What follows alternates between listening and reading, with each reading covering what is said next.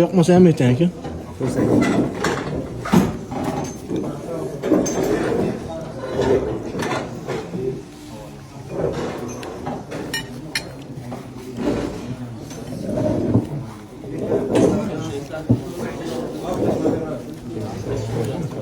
Juda ham go'sht bo'yicha razborasi qiyin, lekin yaxshi. Yaxshi. Yaxshi. Nima bu muammo bo'lsa ayting. Yaxshi, domashniga o'xshaydi. Aka qanaqa mazasi? Shu emasdim, yaxshi lekin. Domashniga o'xshaydi. Bu uyga qilinganga o'xshaydi. Shu domashni bu. Orqadan o'zimga rasmni qo'yganman, shunga. O'zimga rasmni qo'yganman. Tushuntirib yashirganman. Tushuntirib bordim, tushuntirib yashirganmiz. Sifatni ancha yo'q. Xarid qilib xudo xolsa, keyin safardan bemalol ko'rib so'qib xarid qildim. Shuni hech pul bo'ladi deysiz. Do'konlarda 50 million bersa sotadi. Aka oling. Ukamlarning ishonchimi? O'zlariga oling. Abdurahmonning qanaqa mazasi?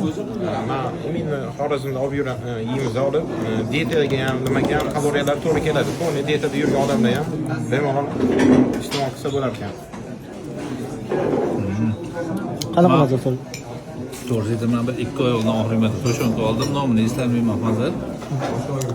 İçidan necha grammni bilmayman, bir 50 gram go'sht chiqqani yo'q haligi narsani. Shu 42 mingga oldim bu narsani. Qanchalik ichida go'sht bo'lishi kerak. Ne go'shtlar haligi nima bunda turgan holatda go'shtni. U ham pashtetni emas edi, lekin o'ta qaynatilganmi, turgan holatda kasha bo'lib ketgan ekan. Shundan ozgina bo'linib qoladi to'shonkalardan. Keyingi safar olayotganingizda faqat poyqadan olasiz. Meni rasmim bor o'zimni. Tamam, taniyman bu biletni sizmi? Siz Namanganlarda ko'rganman buni. Namanganlarga bordim. Siz kattarog'ida buni o'tkazib berasiz. Biz kattarog'i qilardi. Yo, telefonda katta ko'rina.